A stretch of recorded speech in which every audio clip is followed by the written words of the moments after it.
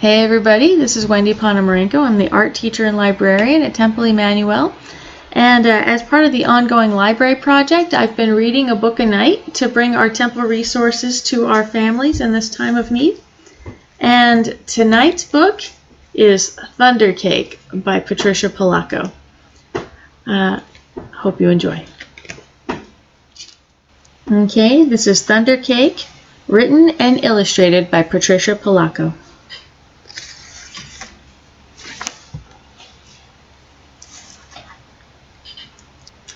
On sultry summer days at my grandma's farm in Michigan, the air gets damp and heavy. Storm clouds drift low over the fields. Birds fly close to the ground. The clouds glow for an instant with a sharp, crackling light, and then a roaring, low, tumbling sound of thunder makes the windows shudder in their panes. The sound used to scare me when I was little. I loved to go to Grandma's house, Babushka, as I used to call my grandma, for she had come from Russia years before. But I feared Michigan's summer storms. I feared the sound of thunder more than anything. I always hid under the bed when the storm moved near the farmhouse. This is the story of how my grandma, my Babushka, helped me overcome my fear of thunderstorms.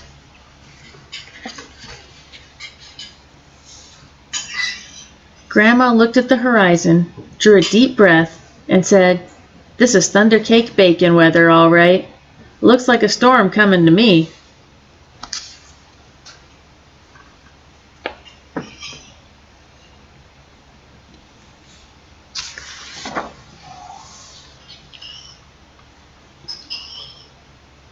"Child, you come out from under that bed. It's only thunder you're hearing," my grandma said.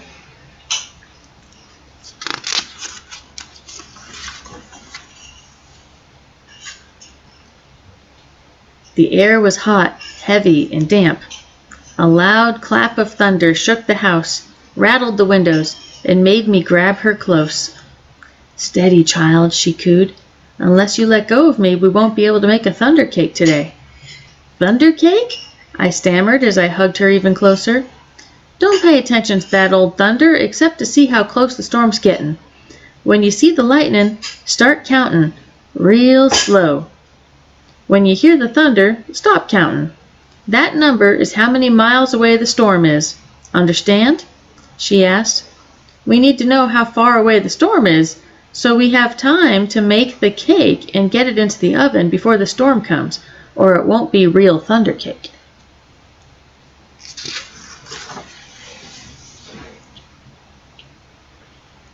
Her eyes surveyed the black clouds away off in the distance. Then she strode into the kitchen.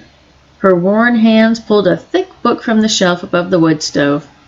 "Let's find that recipe, child," she crowed as she lovingly fingered the grease-stained pages to a creased spot. "Here it is, Thunkdercake." She carefully penned the ingredients on a piece of notepaper. "Now let's gather all the things we'll need," she exclaimed as she scurried toward the back door.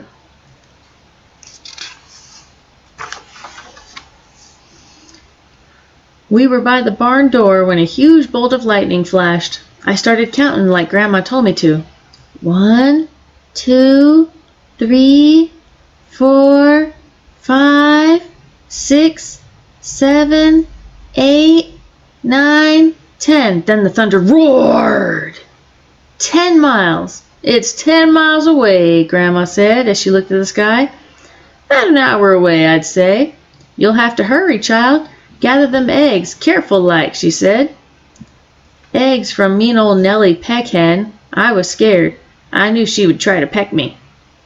"I'm here. She won't hurt you. Just get them eggs," Grandma said softly. The lightning flashed again. 1, 2, 3, 4, 5, 6, 7, 8, 9, I counted. 9 miles, Grandma reminded me. Milk was next.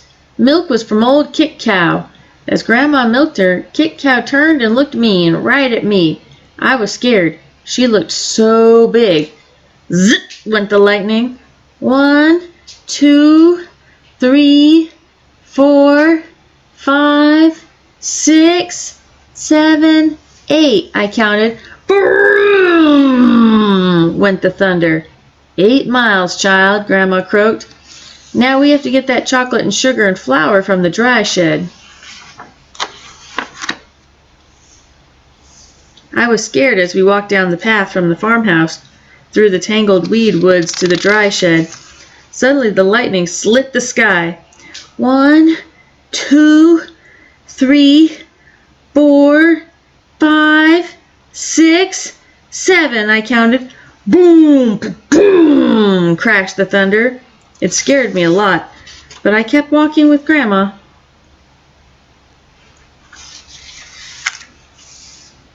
Another jagged edge of lightning flashed as I crept into the dry shed. 1, 2, 3, 4, 5, 6, I counted. Crackle, crackle, boom! Kaboom! The thunder bellowed. It was dark, and I was scared. I'm here, child, Grandma said softly from the doorway. Hurry now, we haven't got much time.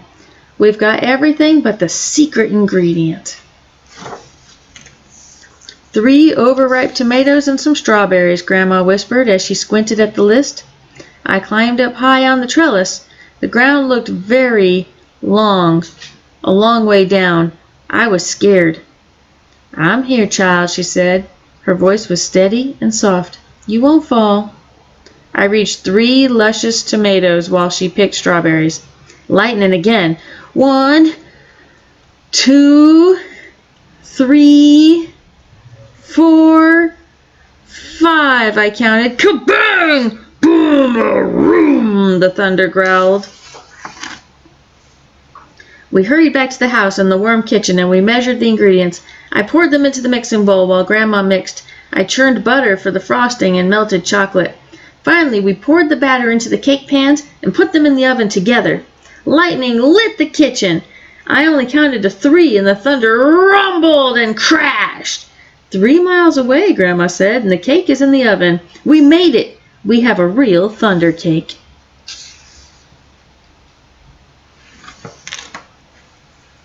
While we waited for the cake, Grandma looked out the window for a long time. Why, you aren't afraid of thunder.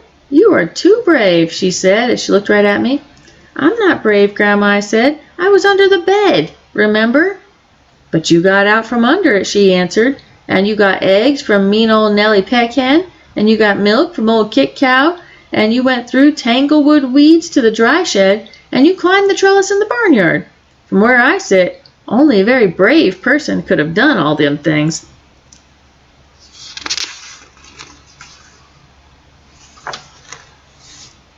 I thought and thought as the storm rumbled closer. She was right. I was brave.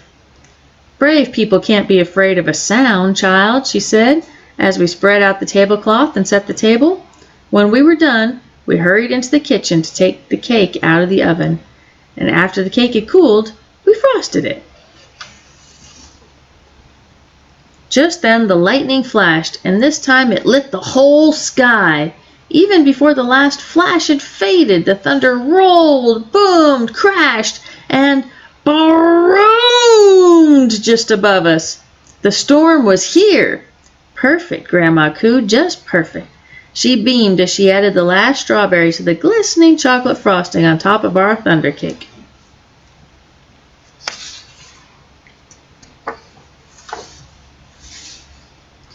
As rain poured down on our roof, Grandma cut a wedge for each of us. She poured us steaming cups of tea from the samovar. When the thunder roared above us so hard it shook the windows and rattled the dishes in the cupboards, we just smiled and ate our thunder cake. From that time on, I never feared the voice of thunder again.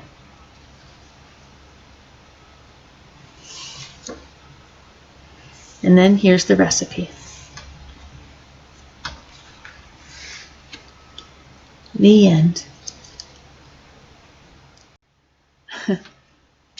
The Jewish populations in America, especially nowadays, tend to be very city-oriented, very urban, and as most people in America are nowadays. But we kind of forget that not that long ago, most of the world was very rural, and especially if you go back towards the old world, the countries that Jews emigrated from, we were almost all very, very rural.